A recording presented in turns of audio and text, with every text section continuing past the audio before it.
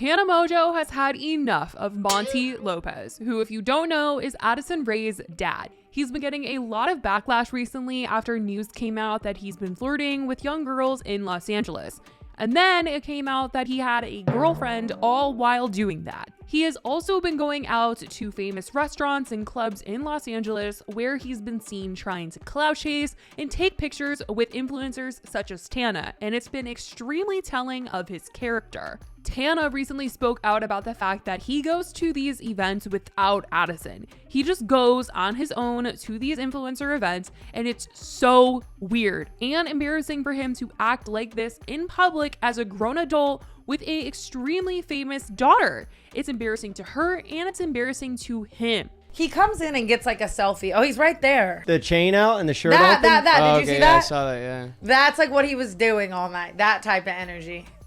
I would hate if my parents were out here trying to show up in all these paparazzi vids and get clout. I also think it's one of those things where it's like, okay, if Charlie D'Amelio and Dixie have like an event or they go out, their parents, Heidi and Mark, will be with them, you know? And I'm not mad at that. I love them. And So she's not here? Addison wasn't there. That's weird.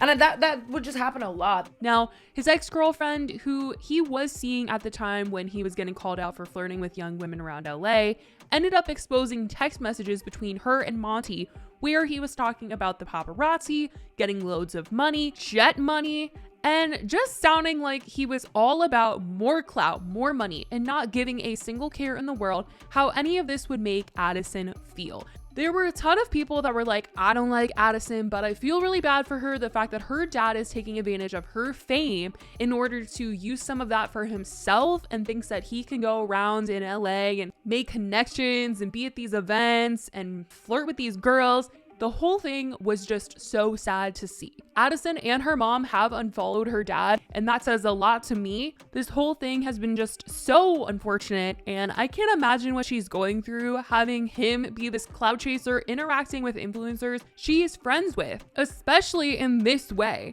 And it just got worse because yesterday, Monty expressed that he wants to get in the ring and he wants to be one of those influencers in the boxing ring. And he said he wants to fight Young Gravy, who, if you don't know, is an artist who has expressed interest in Addison Rae's mom, Sherry. It's been kind of a back and forth joke that she's even played into by making TikToks to his songs, and Young Gravy is even feeding into it way more because he went on Jeff Wittick's podcast to say that he's serious about Sherry and they have a date set up. And now this stuff with Addison Rae's mom came about. Mm-hmm. Is that real or is that a meme? It's real. She's recently single. I don't know all the details. I don't really want to get into it. We're going on a date soon. But we've talked. We keep in touch, you know. I've texted a little bit every day. FaceTimes? Been on FaceTime. Wow. Yeah, man, it's cute. Nice. It's awesome. Let's picture your first date with Addison Rae's mom. Something real classy. But you know, we go down to the beach. I go down to the swamp, you know, do a little catfishing, you know what I'm saying? Yeah. What do they got, man. crawfish or something? Crawfish, you know, we do a little private grill up. Yeah, you get all crawfish. Messy into the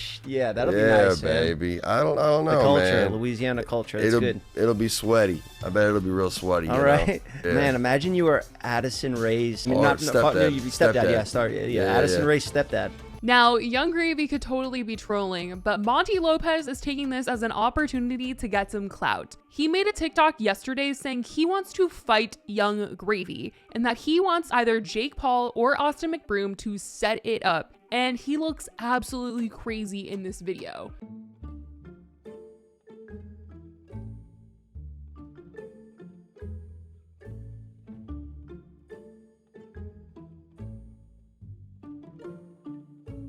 All right, everybody, got a real quick question for the whole world out there.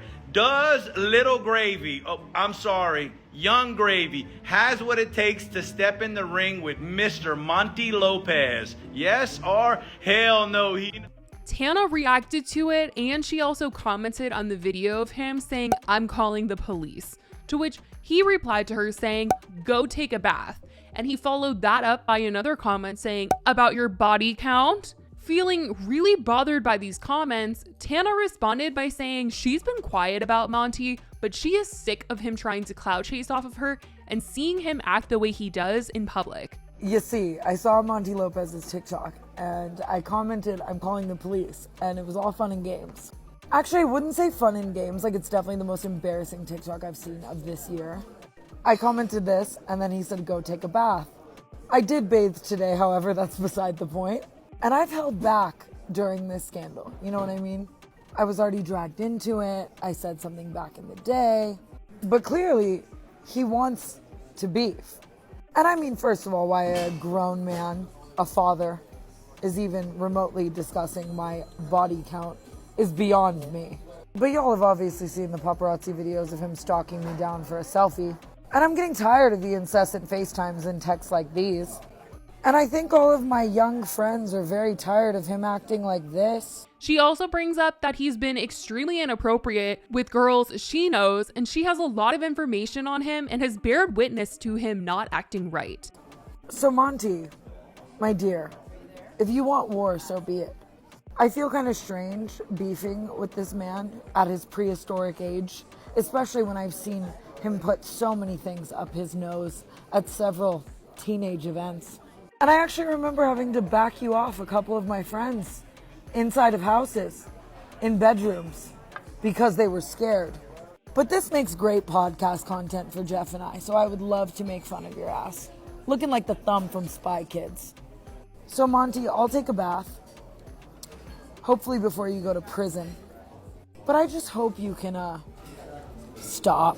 So I'm gonna go bathe and worry about my body count. But, see you in court or jail.